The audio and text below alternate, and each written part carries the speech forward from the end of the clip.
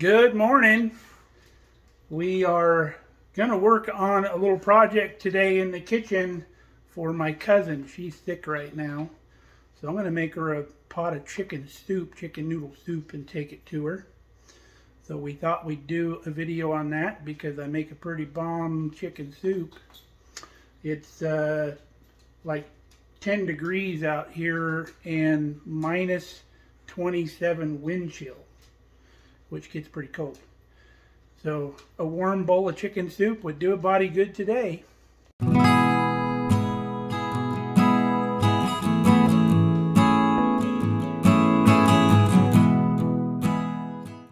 I grabbed 4 pretty good size chicken breasts, pretty thick, the individually frozen, boneless, skinless ones.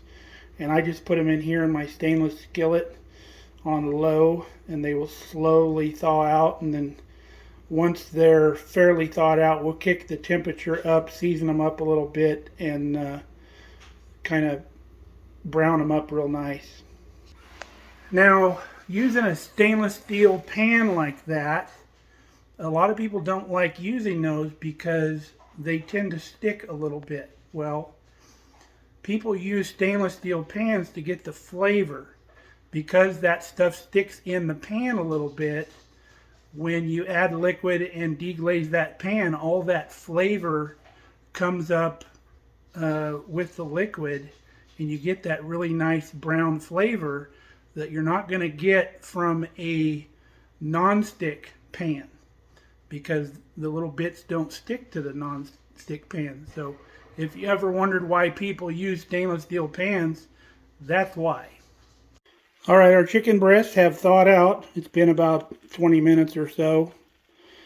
So that's a good way you can thaw them out too if you're going to do them for dinner. You don't have to put them out ahead of time. Just take them frozen right out of the package. So I'm going to increase the heat. I've put a little bit of my seasoning here on the top. When I flip them, I'll put more on the bottom. If you remember, this is my favorite seasoning here, the red top version. Don't buy any other version. This is the best. It goes great on anything. You can get this on Amazon. I can't get it out here in the store. Usually it's in the meat section of the store. But it's great on chicken and pork and beef, everything. So let's fire this thing up to medium now. I don't want to go on high because those are pretty thick breasts. And I want to make sure they cook all the way through, even though they will be cooking in the soup pot as well. But I like to get a little brown on them, and we need to cook the liquid that's in the pan. We need to cook that out. Alright, you can see our liquid is has cooked out of the pan. What we're going to do now is we're going to add a little bit of olive oil to the mix. Probably about 2 tablespoons. And then these things are going to start sticking to the pan a little bit. We'll be rolling them around. We've started chopping our vegetables. Good tip with your celery: if you wrap your celery in wet paper towel and then in aluminum foil, it'll last a really long time in the fridge. It won't get all wilty and rubbery. Also, with the carrots, if you buy baby carrots, which are just big carrots cut smaller pieces, they're already peeled, so you don't have to peel your carrots if you buy baby carrots. So now we're going to work on the onion. Okay, we've pulled our chicken from the pan, then we deglazed the pan with some little bit of chicken stock. Pulled all those nice brown bits up off the bottom of the pan with a spatula. And then we've taken our chicken and we cubed it up into about 1/2-inch pieces. And then we poured the rest of that carton of chicken stock into the pan. So we're going to sweat these vegetables down a little bit. We want the carrots to almost be like al dente. You don't want to go to where they're completely soft, because they're going to continue to cook in this pot once we mix everything together. So once the carrots are almost al dente, but still have a little bite to them, we're going to mix all of this into that pot, and we'll start layering in some more flavors. Alright, we took all our vegetables, dumped them into the big soup pot. You can see how that deglazed the pan nicely with that chicken stock. Anytime you use cold liquid into a hot pan like that, it brings everything up off the bottom. It's a good way to clean them too. Get them hot and pour cold liquid in them. So we're going to bring this up to simmer. We've added another quart of chicken stock to this, and we're going to end up adding probably 2 more quarts because we're doing a double batch. And don't worry about all the amounts because I'll put all that in the recipe at the end of the video. All right, we've added bay leaf, dry thyme, black pepper, and some minced garlic. Again, the amounts will be at the end of the video. We're going to bring this to a simmer. You notice I didn't add any salt because your chicken broth is usually salty. So always taste it for salt. If it needs more salt, you can add some, but you can't take it back out. So be careful with your salt.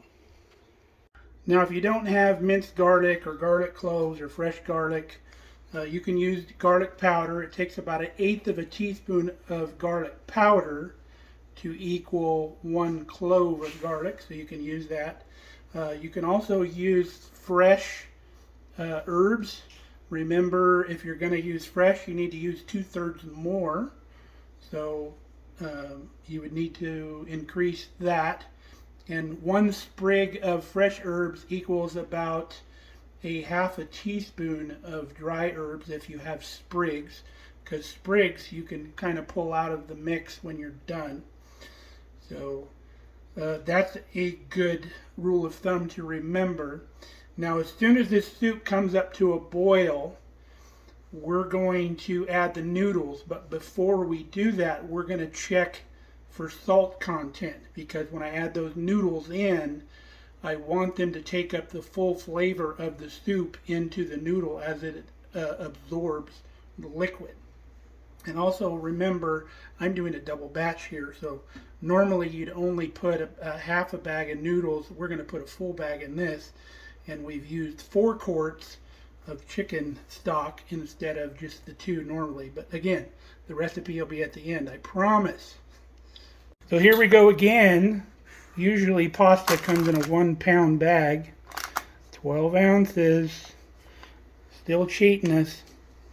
Now you can make this soup a lot heartier by buying you a whole chicken or bone-in chicken, whatever you want, and cooking that chicken how you normally would, either fry it or bake it or whatever. Get a nice brown on it. And then you would take your chicken, if it's not already cut up, I would cut it up, throw it into a pot with some hot water, and cook that chicken till it comes off the bone, and then cool it off. And then you manually with your fingers go through that chicken, strain it out of the sauce or the broth mix. Make sure you fill it with your fingers, get every bit of bone out of there you can. And then take the liquid and then measure that liquid out, and that will act as some of your broth. Just add extra broth to make up the rest. But by cooking that chicken down in liquid like that, all of that goodness from the bones, all the marrow and all the gelatinous good stuff that's in those bones and in the joints gets into that broth. So it's kind of the best way to make it, but I'm doing it the quicker way because I want to get this stuff to town. So also with your noodles, use the egg noodles. I like the egg noodles really good in this. All right, I've tasted our broth. It does need the addition of a little bit of salt. So don't just add plain salt, although you can. Get creative with your salt. Get like powdered chicken bouillon, which is mainly salt, and add a little bit of that until you like the flavor. It also adds the salt that you need plus some flavor. Another good way to do it, say if I was making beef stew and I wasn't worried about the color of the broth, I would use some soy sauce, because the soy sauce has a lot of sodium in it and it adds a lot of flavor. So always add the flavor when you can.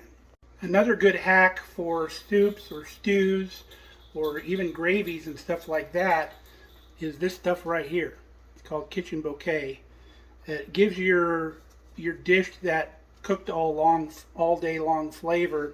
Start with about 1/2 teaspoon. It's pretty concentrated stuff. But it adds that flavor. But I'm not going to add it to my chicken soup because it's a darker color and I don't want to darken up my broth at all. But if you're not worried about that, it's a good addition as well. Another good product that I have used that I recommend if you don't have the pre-made chicken stock or beef stock or whatever is this brand of stuff right here. It's called Better Than Bouillon. It adds a really good flavor. You mix it with your hot water or your stock or whatever, and really, really good flavor. Comes in beef flavor, all that other stuff. But that's a good way. Or you can just use plain water and put in some of your powdered bouillon. Read on the label how much to put per amount of water to make a good stock. It says right on the label. So there's lots of different options you can do this with. And if you think about the way the recipe works, you get that trinity of vegetables. That's what every soup and stew and everything starts with. Even when you're making stock, you put that into the stock. So you can imagine you can use any type of meat for this. You can use leftover ham. You can use anything to make soup with. But we've given you the basic tools to make soup. So you can run with it from there. You can put any vegetable you want in there. You could throw some cabbage in the mix or whatever. But if you use that simple principle, like the 3 vegetables and the stock and the browning everything, you can make a really good soup out of anything, even leftovers in your fridge. Our stock is back to a simmer, so we're going to add our full bag of noodles. Remember, I'm making double batch, so you're only going to use a half if you're making a single batch. I recommend just making a double. You might as well while you're making it, and then you can put little small amounts in the fridge for your spouse to take to work and microwave at work. Like any other leftover, it's better the next day. So those noodles are going to cook right in that stock and pick up all that goodness. When you're making soup, folks, you can go absolutely bonkers with it. I always say the sky is the limit, but it truly is the sky's the limit with soup. You know, you do the same base with the 3 vegetables, and then you cook your meat and, you know, the stock and all that stuff. But like we said, you can use any kind of meat. You can swap out the noodles for like potatoes. You can put beans in your soup, whatever your favorite kind of bean is, or a couple different kinds of beans. You can drain them or not drain them. It's up to you. You could put some bacon. So for instance, let's go over a couple variations. Say you wanted to make a bean and bacon soup. You'd cook your bacon, figure out your best kind of beans. I would make a little roux with your bacon grease. Make like a gravy with your bacon grease, and then you would dump that in and thin it down with your stock. That way it's a little bit thicker. You could swap out the noodles for potatoes, like we said, and do like a beef soup. You could throw tomato products in it with the beef and more vegetables, and you got vegetable beef soup. You can just lose your mind with this. It goes crazy. All right, we are all done. The noodles cooked about 8 to 10 minutes. Got a beautiful chicken noodle soup. Now, if you don't like quite as much liquid, just cut back on your stock a little bit. Will be just fine, but I like it a little brothy when I'm doing chicken noodle soup. Those noodles will actually continue to expand a little bit later too and get bigger and take up some more of your liquid. I was originally going to save some of this for dinner, but I'm going to take her the whole darn pot. That way she doesn't have to worry about cooking supper tonight. She can just stay down and rest.